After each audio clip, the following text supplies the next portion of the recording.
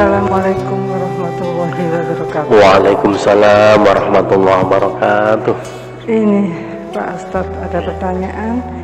Ada takdir yang melekat atau takdir yang nggak bisa dirubah ya, tapi ada takdir yang bisa dirubah. Doa yang bagaimana yang bisa merubah takdir yang sudah diputuskan, seperti kematian kan sudah melekat ya, atau takdir yang lain yang tidak melekat. Matur nuwun. Assalamualaikum. Wah, ini pertanyaan yang bagus dan cerdas sekali. Ya. Jadi secara garis besar dalam kajian ilmu tauhid atau ilmu kalam itu para ulama secara garis besar membagi takdir itu ada dua. Ada takdir mubrom.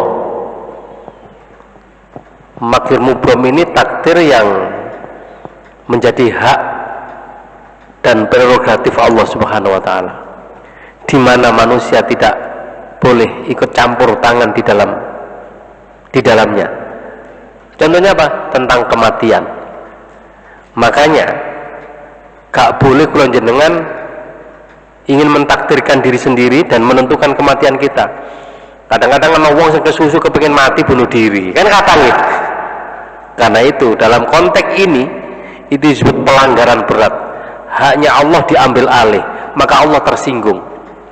Cara kula jenengan jadi pejabat, tiba-tiba tangannya dipalsu tanda tangannya, ya seperti itu. Kan ini termasuk tindakan pidana, bisa dipenjara. Walaupun kata sepele tanda tangan, ya napa mboten? Karena itu orang yang putus asa bahkan sampai melakukan sebuah sabotase istilahnya, mengambil haknya Allah tanpa izin Allah, kira-kira ngoten nggih. Maka Allah di dalam surat Yusuf mengatakan,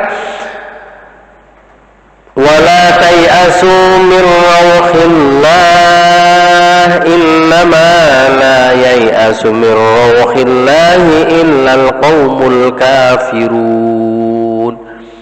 Walaupun itu orang mukmin muslim, tapi kalau dia mudah putus asa sampai melakukan bunuh diri seperti ini, itu kata Allah, gak pantas kamu mengaku sebagai orang mukmin, gak pantas mengaku aku sebagai Tuhanmu. Nyatanya kalau ada masalah tidak minta tolong kepadaku, tidak mengembalikan urusan kepadaku, justru malah lari jauh dari aku. Nah, sampai akhirnya putus asa bunuh diri. Maka kata Allah, illal qaumul kafirun, maka statusmu adalah orang kafir. Cuma secara fikih orang mati diri meskipun itu termasuk dosa besar, dia tetap harus disolati kalau statusnya orang mukmin, ya. Cuma di dalam hadis itu tidak boleh tokoh masyarakat mensolatinya. Jadi misalnya ada ulama besar atau wak mudi nih, kalau nyolati tapi dia disolati orang yang lain biasa, ngerti ya. Karena apa? Rasulullah nggak mau mensolati tapi menyuruh sahabat lain untuk mensolati. Itu statusnya sama dengan orang hutang. Wah, ini berat ini, kata hutang titik. Sehingga Rasulullah itu selalu ketika mau mensolati jenazah tanya kepada sahabat, adakah di antara kalian tahu bahwa yang meninggal mayit ini punya hutang? Kalau tidak ada yang merasa dihutangi, Rasulullah mau mensolati. Atau kalau ada sahabat, iya ya Rasulullah, dia punya hutang saya, adakah di antara kalian yang mau menanggung hutangnya? Kalau tidak ada yang mau menanggung di antara keluarganya, maka Rasulullah nggak mau mensolati tapi memerintahkan sahabat untuk sholat. Bahasanya ngeten lah, percuma tak solati, Gusti Allah gak bakal nyepuro, tapi kalau hablum minanas tidak diselesaikan terlebih dahulu. Tapi kalau ada sahabat yang saya yang akan menanggung hutangnya Rasulullah, begitu Rasulullah sholat, hampir setiap ketemu selalu ditanya, apakah wis kok sahur dihutangi? Ngoten. Ini beratnya Bapak Ibu yang kami hormati. Jadi kalau kita ngerasani wong, ngelokno wong, misuwi wong, wis pokoknya mohon maaf lahir batin sudah cukup. Tapi kalau hutang, aku njuk sepuro, aku biar nyaur hutang tapi gurung lunas kurang anu, mohon maaf lahir batin, itu tidak secara otomatis lunas utangnya Pak. Lalu ngono lah enak di sepuro tapi masih punya tanggungan. Jadi itu bahayanya nanti menjadi tagihan di akhirat. Karena itu kalau ada pertanyaan ulambia nanti nggak ada utang Ustaz, dilalah wong sakniki lho mboten ngertos kula ten pundi. Lah itu kalau orangnya meninggal cari ahli warisnya. Kalau kehilangan kontak sudah nggak ketemu, maka kata Imam Ghazali, Anda diwajibkan bersedekah sebanyak hutang yang kalian lakukan, dan kemudian disedekahkan atau dijariahkan dengan niat nyaur utang.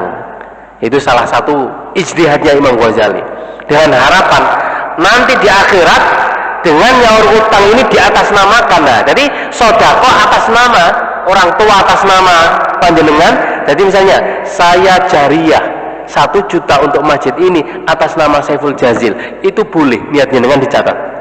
Ya Allah, kula biyen diutang 1 juta, ngoten niku boleh. Sehingga nanti di sana dia mendapatkan barokah jariahnya berkat utang jenengan sing gak di malah tangri kok matur suwun akhirnya aku oleh ganjaran kan ngoten. Itu menjadi jariahnya dia. Tapi nek gak di sauri nanti di sana ditagih. Makanya Rasulullah pernah bertanya pada sahabat, "Atadruna manil muflis?" Tahukah kalian orang yang bangkrut itu? Sahabat menjawab, "Qalu al-muflisu fina man la dirhama wala mata." Yaitu orang yang asalnya dulu kaya raya, tiba-tiba habis harta kekayaannya, pedagang hulung tikar, utangnya tambah akeh. Itulah bangkrut ya Rasulullah. Bukan itu yang disebut bangkrut. Bangkrut adalah orang yang punya banyak amal soleh, tapi badai tekun, sholat sunnah luar biasa, haji tiap tahun, umroh tiap bulan, kira-kira gitu. Tapi senengane ngerasani wong, suka menyakiti dan menyinggung hati orang lain, dan suka ya menyakiti orang lah, ngasani utang gak nyaur kira-kira dan seterusnya, sehingga dia nanti orang-orang itu belum sempat dimintai maaf, ya akhirnya kebaikannya itu diambil untuk orang-orang yang pernah dirasani, pernah disakiti, pernah dizolimi, itu diambil sampai akhirnya kok isi akeh sing dizolimi, disakiti, sampai gak kumanan ganjaran. Nah akhirnya dosane orang itu diambil, diblekno nang ngene, akhirnya dia dilempar ke neraka menanggung dosa orang, habis amalnya. Nah oleh karena itu termasuk utang gak nyaur itu nanti akan menjadi diambilkan kebaikannya untuk sini. Makanya nek kula jenengan wis timbangane stres-stres ditagih yo nesu, kadang-kadang kan ngoten ya enten. Wis Gusti tapi tabungan teng mriku mawon benjing ngono ae. Ya, oleh karena itu kalau yang kami hormati, jadi sekali lagi takdir mubrom itu adalah takdir yang menjadi hak prerogatif Allah, di mana manusia dengan upaya dan doa tidak akan mampu merubahnya. Nah, tapi ada takdir yang disebut mu'allaq, yang masih digantungkan dengan usaha manusia. Contohnya apa? Ulang jenengan sejak lahir dulu, misalnya ditakdirkan jadi wong melarat, tiba-tiba orang ini tekun nyambut gawe, rino wongi membanting tulang, kerja keras, dengan usaha manusia bisa menjadi kaya. Karena itu di dalam ayat lain Allah berfirman, innallaha la yughayyiru ma biqaumin hatta yughayyiru ma bi anfusihim. Allah tidak akan merubah nasib satu kaum kecuali kaum itu yang berusaha merubah nasibnya sendiri. Tapi karena usaha manusia ini sifatnya terbatas, lagi-lagi yang menentukan itu Allah. Karena itu jangan lupa diikhtiari, di samping kerja keras juga dengan doa. Sebab gak mesti uang nyambut gawe itu oleh duit. Usaha wis kula anake tiba-tiba kadang-kadang gak payu. Enten apa mboten? Oh, masih kadang-kadang niku kata tengu. Tiba-tiba moro-moro ngomong dorong assalamualaikum. Wah, iki aku syukuran akeko oleh rezeki. Nah, karena sing rezeki itu yang didatangkan oleh Allah, ada yang disebabkan karena kerja keras. Nah, rezeki-rezeki yang datang tanpa kerja keras, itulah yang di dalam surat At-Tolak disebutkan wa yarzuqu min haitsu la yahtasib. Diberi rezeki dari arah yang tidak diduga dan disangka. Mengko yang ngaten iki kula kan mboten nyangka. Nek teng mriki niki mangke akeh oleh kotaan makan siang kan ngoten. Nek kuduman lho ya. Nek gak keduman ya sampean kudu ngalah, aku sing ngatur soalnya. Nah, itu namanya rezeki yang tidak diduga. Nah, jadi ketika kita sudah berusaha maksimal, tidak selalu menjamin akan menghasilkan sesuatu yang kita harapkan. Oleh karena itulah, di samping usaha harus disertai dengan doa, sehingga ada istilah manusia berusaha, Tuhan yang menentukan. Karena itu kerja keras dan doa harus kita sertakan bersama-sama, sehingga yang disebut tawakal itu bukan hanya pasrah tanpa melakukan ikhtiar. Ketika ada seorang sahabat yang mau jamaah dengan Rasulullah, tiba-tiba membiarkan untana berkeliaran. Akhirnya Rasul tanya, untane siapa ini? Saya ya Rasul. Kenapa kamu tidak mengikatnya? Aku serahkan kepada Allah untuk menjaganya. Oh, gundulmu mau penjarakan ini. Ini hilang aja getun, aja menyalahkan Allah. Itu karena salahmu tidak mengikat. Tawakal itu bukan begitu caranya. Ikat dulu, baru kemudian serahkan kepada Allah. Sambil berdoa, muka-muka Allah melindunginya, kan ngoten. Ya, oleh karena itu, contoh lagi yang mubrom ini ditakdirkan bodoh. Ternyata si naune mempenglino wengi bisa berubah menjadi pinter. Dan seterusnya. Oleh karena itulah fungsi kerja keras dan doa ini di sini, sehingga kula jenengan ndonga anake wis sinau mempeng kepengin lulus tes perguruan tinggi, dilala tiba-tiba guru melebu. Itu bukan berarti usaha kerja kita sia-sia, bukan berarti doa kita tidak dikabulkan, tapi Allah masih memilihkan yang terbaik untuk masa depan kita. Kalau nggak salah kemarin waktu Ramadan kan saya cerita itu, terkadang Allah memberimu tapi berupa penolakannya terhadapmu. Begitu pula sebaliknya, Allah memberimu menolakmu tapi hakikatnya adalah memberimu. Manakala engkau dibukakan pintu hikmah oleh Allah, engkau akan paham dan mengerti bahwa pada hakikatnya penolakan Allah itu adalah wujud pemberian Allah yang terbaik untukmu. Ini mutiara hikmah yang disampaikan oleh Syekh Ibnu Athaillah dalam kitabnya Al-Hikam. Nah, bagaimana kita bisa memahami? Kita sudah berusaha ndonga maksimal rino wengi, ternyata Allah secara lahir tidak menuruti apa yang kita inginkan. Tapi justru itu adalah terbaik untukmu, kata Syekh Ibnu Athaillah. Nah, karena itu kemarin saya kemudian cerita, mengulas kembali ya. Orang Paciran, Lamongan, seorang nelayan, saking kepinginnya berangkat haji, akhirnya nabung, Bapak Ibu. Begitu terkumpul uang 25 juta, akhirnya daftar dan dapat nomor porsi, tapi kan nggak langsung berangkat, harus menunggu sekian tahun lamanya. Barang pas waya berangkat untuk melunasi 37 juta gak duit.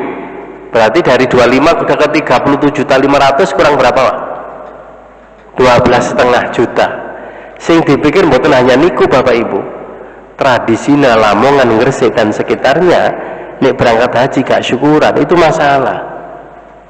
Sebab wong sak kampung itu mengetutkan, apa mengetutkan itu? Nderekno ya, nanggone kabupaten itu sing duwe mobil ya rombongan sak keluarga, sing gak duwe urunan numpak bison. Nah, ibu-ibu ku nggawa beras, nggawa gula, nggawa minyak, ngoten niku. Nanti kalau pulang haji membawa hal yang sama. Bahasane kepengin ngalap barokah donga supaya nang iso ketularan berangkat haji. Sehingga oleh-oleh haji kalau nggak imbang sampai gawane itu udah dirasa-rasan gian. Ya Allah, Nah, akhirnya tiang ini mikir, ya Allah, kalau tidak sekarang kapan lagi? Akhirnya piyambak ini ku direwangi utang tonggo kanan kiri. Akhirnya isok bayar, ya isok syukuran, isok tuku jagani oleh-oleh. Krono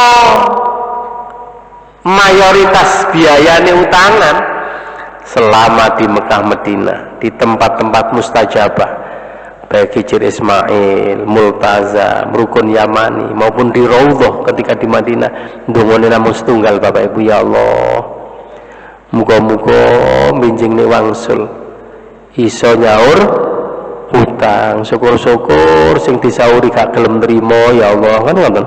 Sapa ngerti panjenengan ndonga. Tapi apa yang terjadi Bapak Ibu? Begitu tawaf, saat itu terjadi musibah jatuhnya kren. Nah, waktu niku 100 orang yang tergenjotkan langsung meninggal dunia. Sing gak mati sekitar 200 orang, luka berat dan ringan. Duka keserempet nopo. Wong paciran Lamongan iki ditakdirkan selamat gak mati, tapi kupingi putul siji Bapak Ibu. Saya yakin teng mriku nangis, ya Allah, kula njaluk ndonga supaya lunas utange, kuping malah putul. Tapi ingat, terkadang penolakan Allah itu adalah wujud pemberian Allah yang terbaik untukmu. Di mana letak kebaikan kuping putul nih? Yang jelas tambah loro, masuk rumah sakit utangnya tambah akeh nggak ada duit. Nah, ternyata Allah punya rencana di luar kemampuan hambanya. Nah, ini Bapak Ibu, Allah punya skenario yang terbaik dengan putulnya kuping nih. Begitu pulang ke Indonesia, beberapa bulan kemudian duta besar Indonesia yang di Arab Saudi, namanya Bapak Agus Miftah Abi Gabriel, mengumumkan bahwa Raja Salman akan memberikan santunan kepada jamaah haji yang tertimpa musibah jatuhnya kren, yang meninggal dunia, dapat sekian ribu rial, kalau dikuruskan rupiah hampir 4 miliar. Sing luka berat dan ringan termasuk kuping putul siji wau mendapatkan santunan 500.000 rial. Kalau dikuruskan rupiah hampir 1 miliar 75 juta. Saya membayangkan, andai kata syukuran sak jagane oleh-oleh kanggo wong sak kampung habis 75 juta, itu sudah mewah luar biasa kanggo wong desa. Masih punya tabungan berapa? 1 miliar. Saya yakin ketika punya tabungan 1 miliar ini piyambake nangis maneh, ya Allah, nopo kok gak putul karo, kan ngono. Umama putul karo 2 miliar. Subhanallah. Inilah Bapak Ibu yang kami hormati. Oleh karena itu, ingatlah sekali lagi, terkadang doa kita dikabulkan Allah tidak selalu sesuai dengan yang kita harapkan. Allah akan memberikan yang terbaik yang kita butuhkan. Karena itu, Syekh Mutawalli Asy-Sya'rawi, seorang ulama besar dari Mesir, pernah mengatakan, ketika engkau sudah berusaha maksimal, sudah berusaha dungo, ternyata sementara tidak dikabulkan sesuai dengan yang engkau inginkan, maka jangan sekali-kali engkau mengatakan bahwa doaku ditolak oleh Allah, bahwa nasibku sial. Tapi sebaiknya engkau mengatakan Allah masih memilihkan waktu yang terbaik, Allah masih memilihkan apa yang paling tepat yang akan diberikan kepada kita. Loh, kalau kita sudah memahami dan mengerti bahwa takdir Allah baik ataupun buruk, yang menyenangkan atau sebaliknya, yang terjadi pada diri kita pada hakikatnya adalah terbaik menurut Allah, maka kita akan selalu mengatakan alhamdulillah. Kula jenengan sogok kepengin sehat, entah sakmene kayak kepengin loro niku. Dilalah dadak diparingi loro. Maka kita harus yakin bahwa dengan sakit itu adalah rencana yang terbaik untuk masa depan kita. Dilalah kepingin marah suruh rumah sakit malah mati, enten apa mboten? Maka bagi orang mukmin muslim, kematian itu dalam pandangan Allah adalah yang terbaik, sehingga apapun yang terjadi kita tetap ridho terhadap keputusan Allah.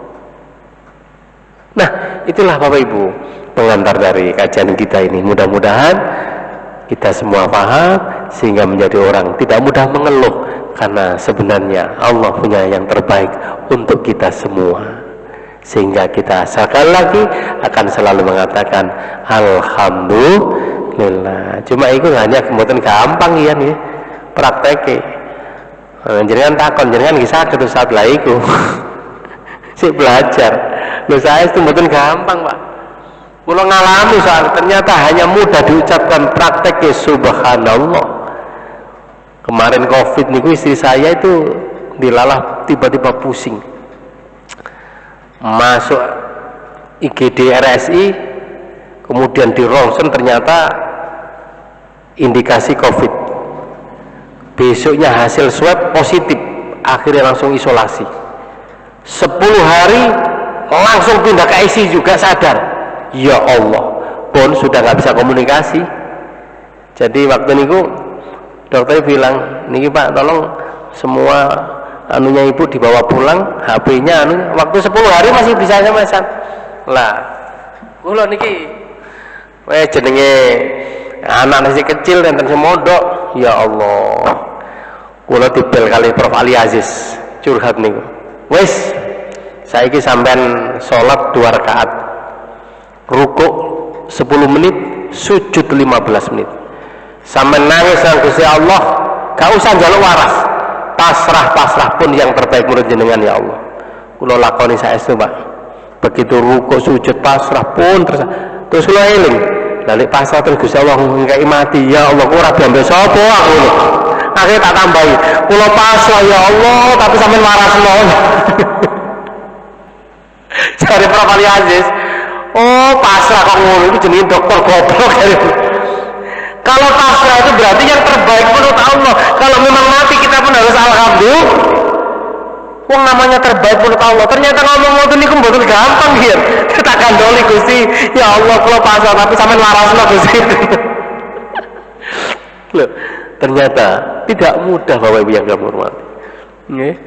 Jadi subhanallah, tapi alhamdulillah waktu niku ternyata memang secara medis kan sudah masuk rumah sakit ICU, semua selang dipasang.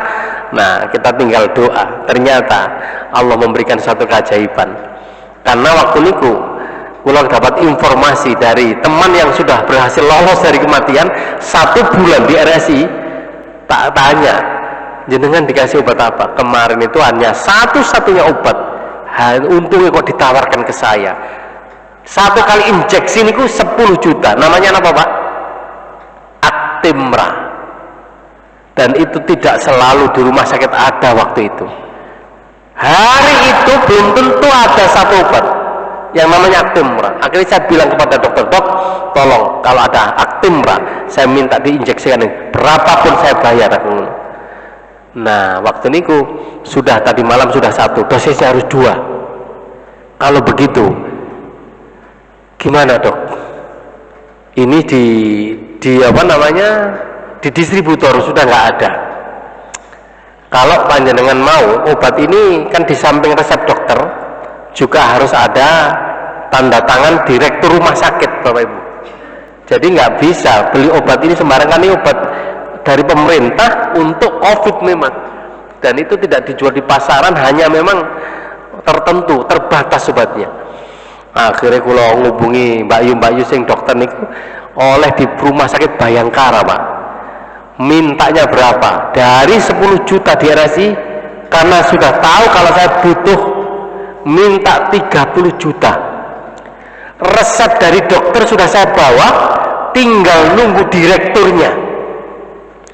Dilalah direktur niki lho mboten teko-teko.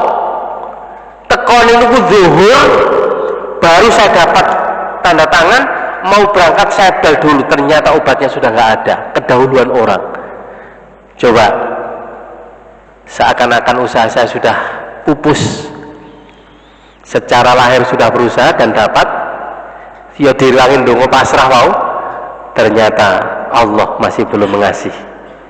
Akhirnya saya sudah nyerah, resep saya kembalikan ke dokter, dok saya sudah mentok nggak dapat. Ini kalau sudah dikembalikan ke rumah sakit, nanti rumah sakit akan mencari obat ini, cuma datangnya kapan nggak boleh, nggak tahu. Padahal injeksi satu tadi sudah masuk, itu nggak boleh injeksi yang kedua ini melebihi 24 jam. Kalau 24 jam maka harus diulang kembali. Nah, walaupun HP kulo buka-buka kok ada inspirasi pak, waktu habis sholat itu ada inspirasi begini. Iya, istri saya kan apoteker, ada grup apoteker ngoten. Akhirnya saya SMS, saya suami dari Lubna Lulu, istri saya sekarang membutuhkan aktrimba di ICU Rumah Sakit Islam Jemur Wonosari, barangkali ada di antara panjenengan semua yang punya. Lu ngoten niku enten sari Bojonegoro. Mas Jazil, saya ini kakak kelasnya Mbak Lubna di UNER, sama-sama farmasi, cuma di Rumah Sakit Bojonegoro umum ini hanya ada satu yang sudah dipesan oleh Bapak Direktur untuk Bapak Dandim yang sekarang juga sedang di rumah sakit. Tak lobby nih, kalau boleh saya minta, saya kasihkan gambaran. Berapa harganya mas? 8.500.000. Kalau di RSI Surabaya 10, itu semudun mbak. Oh iya mas, tapi kan belum jelas. Dilalah dapat kepastian habis maghrib. Akhirnya kalau sholat maghrib sih, nah itu mau berangkat ke sana, ngambil resepnya mau, kan tak kembalikan ke rumah sakit. Akhirnya saya dapatkan nunggu dokter itu Isya pak. Akhirnya sekalian sholat Isya. Begitu perjalanan berangkat, kok lapar. Akhirnya makan dulu sama anak saya. Wes makan dulu. Dilalah Mbak Yu, saya tolong aku ngebel. Di rumah sakit SK Tulungagung, rumah sakit umum ada. Berapa mas harganya? 8.500.000 sama. Pulau mikir, nek nang Bojonegoro konco, nek kono Mbak Yu kandungnya istri, juga dokter spesial di sana. Nek nang kono engko oleh mangan, syukur-syukur oleh gratisan. Kan ngono kan. Wis langsung tak batalkan Bojonegoro, mau berangkat ke Tulungagung. Mau berangkat dilalah temennya namanya Laili, Mas Jazil, di rumah sakit Airlangga ada, silahkan diambil sekarang, bilang dari saya Laili, apotekernya. Aku mikir daripada Tulungagung engko bayari supiri barangkali ngoten. Wis nang kene langsung cepet. Nah, akhirnya dapat Pak 8.500.000 sama.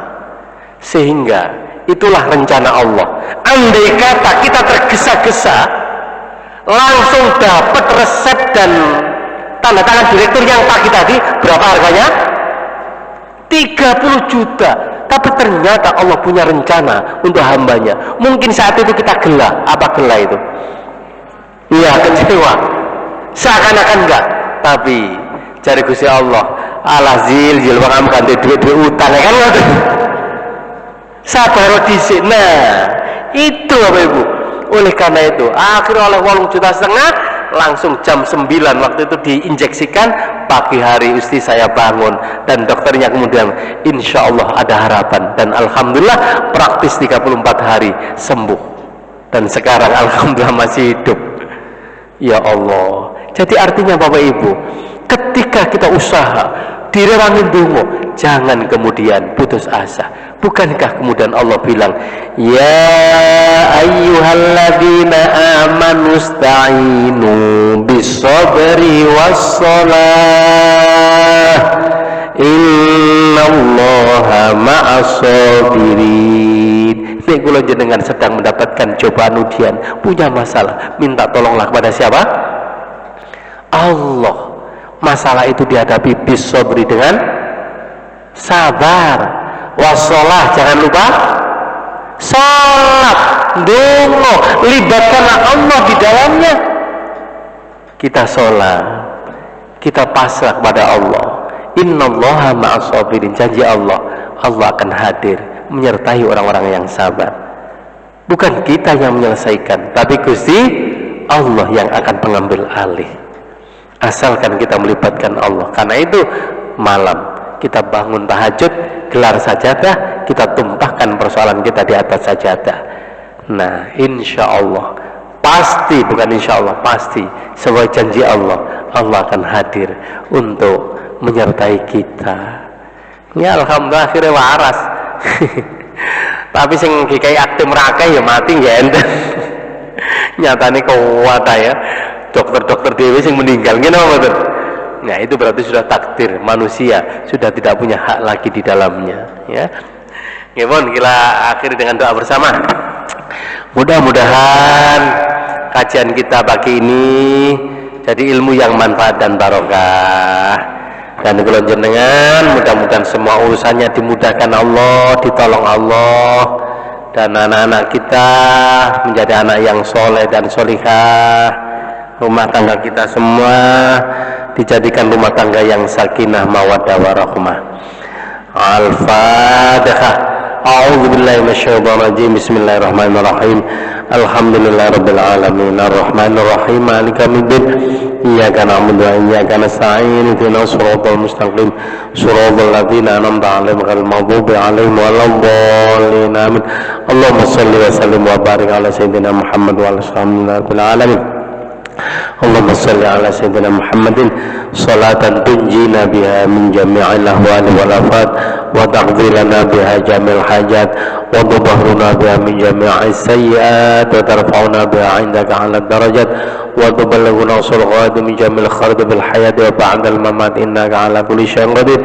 Rabbana atina fid dunya hasanah wa fil akhirati hasanah wa qina adzabannar wa adkhilnal jannata ma'al abrar ya aziz ya ghafar ya rabbal alamin. Wa sallallahu ala sayyidina Muhammadin walhamdulillahi rabbil alamin. Terima kasih atas perhatiannya, mohon maaf atas segala kurangan. Akhirul kalam, wassalamualaikum warahmatullahi wabarakatuh. Subhanakallahumma wa bihamdika asyhadu an la ilaha illa anta astaghfiruka wa atubu ilaik. Sallallahu Muhammad.